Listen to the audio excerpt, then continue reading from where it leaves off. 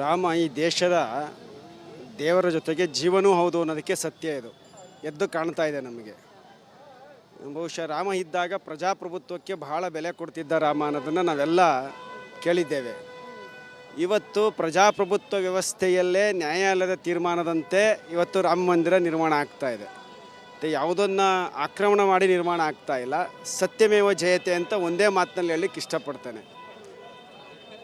ಅಷ್ಟು ಸಂತೋಷ ಇವತ್ತು ಇಡೀ ಭಾರತೀಯ ಜನಕ್ಕೆ ಆಗ್ತಾ ಇದೆ. ಇದು ಮರೆಯಲಾಗದಂಥ ದಿನ. ಯಾಕೆಂದರೆ ಈ ದೇಶವನ್ನು ಆಳ್ದಂಥ ಸತ್ಯವನ್ನು ಜಗತ್ತಿಗೆ ಪ್ರಕಟಪಟ್ಟಂಥ ದೇವರ ಅವತಾರವಾಗಿರ್ತಕ್ಕಂಥ ರಾಮನ ಒಂದು ಆ ಜನ್ಮಸ್ಥಳದಲ್ಲಿ ಇವತ್ತು ರಾಮನಿಗಾಗಿ ಮಂದಿರ ಅಲ್ಲ, ಭಕ್ತರಿಗಾಗಿ ಮಂದಿರ ಇದು. ರಾಮ ಯಾವತ್ತೂ ಮಂದಿರ ಕೇಳೋದಿಲ್ಲ, ಅವನು ಭಕ್ತರ ಹೃದಯದಲ್ಲಿದ್ದೇನೆ. ಆ ಹೃದಯಗಳೆಲ್ಲ ಸೇರಿ ಇವತ್ತು ರಾಮನಿಗೆ ಮಂದಿರ ಕಟ್ತಾ ಇದೆ. ನಿಜವಾಗ್ಲೂ ಇದೊಂದು ಭಕ್ತಿಯ ಮಂದಿರ, ಶಕ್ತಿಯ ಮಂದಿರ ಅಂತ ನಾವು ಹೇಳಲಿಕ್ಕೆ. ರಾಮ ಅನ್ನೋದು ಬರೀ ಹೆಸರಲ್ಲ, ಕೋಟ್ಯಾನುಕೋಟಿ ಹಿಂದೂಗಳ ನಾಡಿ ಮಿಡಿತ ಅನ್ನೋದನ್ನ ಒಪ್ತೀರಾ ಶ್ರೀಗಳು? ಖಂಡಿತ ಹೌದು. ಅದಕ್ಕೆ ಸಾಕ್ಷೀಭೂತವಾಗಿದೆ ಇವತ್ತು ಈ ಸತ್ಯ. ನಮ್ಮ ಎದುರಿಗೆ ಎಲ್ಲವೂ ಪ್ರಮಾಣೀಕರಿಸ್ತಾ ಇರ್ತಕ್ಕಂಥದ್ದೇ ನಮಗೆ ಸಾಕ್ಷಿ ಅಂತಕ್ಕಂಥದ್ದನ್ನು ಇವತ್ತು ನಾವು ತಿಳ್ಕೊಳ್ಬೇಕು. ಇದು ಯಾರು ಕಪೋಕಲ್ಪಿತನೂ ಅಲ್ಲ, ಎಚ್ಚರಿಕೆನೂ ಅಲ್ಲ, ಹೆಗ್ಗಳಿಕೆನೂ ಅಲ್ಲ. ನಾನು ಒಂದೇ ಮಾತಿನಲ್ಲಿ ಹೇಳಿ, ಸತ್ಯಮೇವ ಜಯತೆ ಅಂತ ಏನಿದೆಯಲ್ಲ, ಆ ಪದ ಇವತ್ತು ಸತ್ಯವಾಗಿದೆ. ಸತ್ಯಕ್ಕೆ ಜಯ ಸಿಕ್ಕಿದೆ ಅಂತಕ್ಕಂಥದ್ದು ನಮ್ಮೆಲ್ಲರ ಕಣ್ಮುಂದೆ ಕಾಣ್ತಾ ಇದೆ. ಈ ದೇಶದ ಸಂಸ್ಕೃತಿಯನ್ನು ಬಹುಪಾಲು ಜನ ಅಂದರೆ 100ಕ್ಕೆ 90 ಜನ ಒಪ್ಕೊಂಡಿದ್ದಾರೆ ಅಂದಮೇಲೆ ಅವರ ಇಚ್ಛೆಯಂತೆ ನಡ್ಕೊಳ್ಬೇಕು. ಆ ಒಂದು ಪ್ರಜೆಗಳ ಇಚ್ಛೆಯಂತೆ ನಡ್ಕೊಂಡಿದ್ದರಿಂದನೇ ರಾಮ ದೇವರಾಗಿದ್ದು. ಅದನ್ನು ಅರ್ಥ ಮಾಡ್ಕೊಳ್ಬೇಕು. ರಾಜನಾದಂಥ ರಾಮ ದೇವರಾಗಿದ್ದಾನೆ ಅಂತಂದರೆ ರಾಜಕೀಯ ವ್ಯಕ್ತಿಗಳು ರಾಮನನ್ನು ಅನುಸರಿಸಬೇಕು ಅನ್ನೋದ್ರಲ್ಲಿ ಎರಡು ಮಾತಿಲ್ಲ. ಅದನ್ನು ಅರ್ಥ ಮಾಡಿಕೊಂಡ್ರೆ ಸಾಕು ಅಂತಕ್ಕಂಥದ್ದನ್ನು ಅವರಿಗೆ ನಾನು ಸಂದೇಶ ಕೊಡ್ಲಿಕ್ಕೆ ಇಷ್ಟಪಡ್ತೀನಿ. ಎಲ್ಲ ಹೋರಾಟ ಮಾಡಿದ್ವಿ, ನಮ್ಮ ಕನಸು ಈಡೇರ್ತಾ ಇದೆ, ರಾಮ ಮಂದಿರ ನಿರ್ಮಾಣ ಏನೋ ಆಯಿತು, ಆದರೆ ರಾಮ ರಾಜ್ಯ ಆಗುವಲ್ಲಿ ನಾವೆಲ್ಲ ಇನ್ಮೇಲೆ ಒಗ್ಗೂಡಬೇಕು ಅಂತ ಅನ್ಸುತ್ತಾ? ಖಂಡಿತವಾಗೂ ಒಗ್ಗೂಡಬೇಕು. ಯಾಕೆಂದರೆ ಇವತ್ತು ಭ್ರಷ್ಟಾಚಾರ, ಅನೀತಿ, ಅವ್ಯವಹಾರಗಳು ನಮ್ಮ ಎದುರಿಗೆ ಕಾಣ್ತಾ ಇದೆ.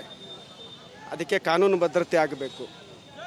ಉತ್ತರ ಪ್ರದೇಶದ ಇತಿಹಾಸದಲ್ಲಿ ಇವತ್ತು ಯೋಗಿ ಆದಿತ್ಯನಾಥ್ನವ್ರನ್ನ ಭಾಳ ಒಪ್ಪುಗೊಳ್ತಾರೆ. ಯಾಕೆ ಅಂತಂದರೆ ಒಬ್ಬ ನಿಷ್ಠಾವಂತ ಮುಖ್ಯಮಂತ್ರಿ, ಸತ್ಯವಂತ ಮುಖ್ಯಮಂತ್ರಿಯಾಗಿ ಅವರು ಕೆಲಸ ಮಾಡ್ತಾಯಿದ್ರು. ಒಬ್ಬ ರಾಜಕಾರಣದ ಮುಖ್ಯಮಂತ್ರಿಯಾಗಿ ಕೆಲಸ ಮಾಡ್ತಾಯಿಲ್ಲ. ಬಹುಶಃ ಇವತ್ತು ಆ ನ್ಯಾಯಯುತವಾದಂಥ ಒಂದು ಆಡಳಿತ ಕೊಡಲಿಕ್ಕೆ ಈ ದೇಶಕ್ಕೆ ಅವರೊಂದು ರೋಲ್ ಮಾಡಲ್ ಅಂದರೆ ತಪ್ಪಾಗಲಾರರು. ಅಂತಹ ಒಳ್ಳೆತನವನ್ನು ಇಟ್ಟುಕೊಂಡೇ ದೇಶದ ರಾಜಕಾರಣಿಗಳು ರಾಜ್ಯಭಾರ ಮಾಡಬೇಕು, ರಾಮರಾಜ್ಯ ಮಾಡಬೇಕು ಅಂತ ನಮ್ಮ ಆಸೆ. ಈಗ ಒಂದು ಅದ್ಭುತವಾದ ಸಂಭ್ರಮದಲ್ಲಿ ಭಾಗಿಯಾಗಿದ್ದೀವಿ.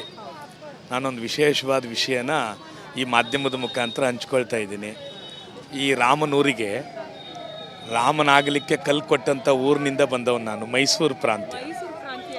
ಬಹಳ ಹೆಮ್ಮೆಯ ಸಂಗತಿ, ಮೈಸೂರಿನ ಶಿಲ್ಪಿ ಕೆತ್ತಿರುವ ರಾಮಲಲ್ಲ ಮೂರ್ತಿ. ನಾನು ಹೇಳ್ತಾ ಇದ್ದೀನಿ, ಅರುಣ್ ಯೋಗಿರಾಜ್ ನಮ್ಮ ಮೈಸೂರಿನವರು. ಸಾಲದ್ದಕ್ಕೆ ನಮ್ಮ ಮುಡ್ಕನ್ಪುರ ಪಕ್ಕದ ಗ್ರಾಮ ಕೆಬ್ಬೆಹುಂಡಿ ಅವ್ರ ಜನ್ಮಸ್ಥಳ. ಇದು ಒಂದು ನನಗೆ ಭಾಳ ಅದ್ಭುತವಾದ ಒಂದು ಸಮರಸ ಭಾವವನ್ನು ತರ್ತಾ ಇದೆ ಅಂತ ಈ ಸಂದರ್ಭದಲ್ಲಿ ಹೇಳೋದಕ್ಕೆ ಇಚ್ಛೆ ಮಾಡ್ತೀನಿ.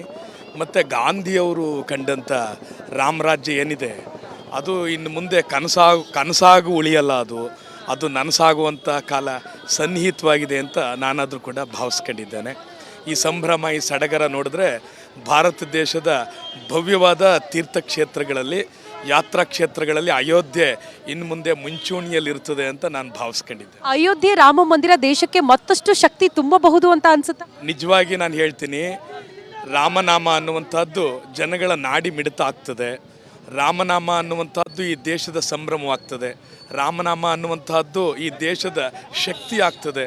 ರಾಮನಾಮ ಪಾಯಸಕ್ಕೆ ಕೃಷ್ಣನಾಮ ಸಕ್ಕರೆ ಅನ್ನುವಂತಹ ಪುರಂದರ ದಾಸರ ಮಾತು ನಿಜವಾಗುವಂಥ ಕಾಲ ಸನ್ನಿಹಿತವಾಗಿದೆ ಅಂತ ನನಗಾದರೂ ಅನ್ನಿಸ್ತಾ ಇದೆ.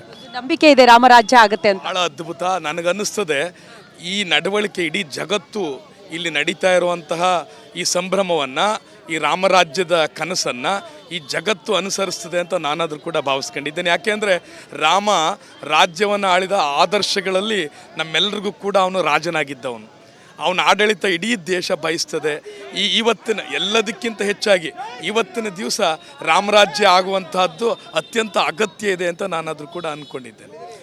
ಆರ್ ಕನ್ನಡದ ಮುಖಾಂತರ ನಾವೆಲ್ಲರೂ ಕೂಡ ಇವತ್ತು ಈ ರಾಮ ಜನ್ಮಭೂಮಿಯಲ್ಲಿ ಭಾಗವಹಿಸ್ತಾ ಇದ್ದೇವೆ. ಜೈ ಶ್ರೀರಾಮ್. ಥ್ಯಾಂಕ್ ಯು ಗುರುಗಳೇ, ಇಬ್ಬರಿಗೂ ಕೂಡ ಧನ್ಯವಾದಗಳು.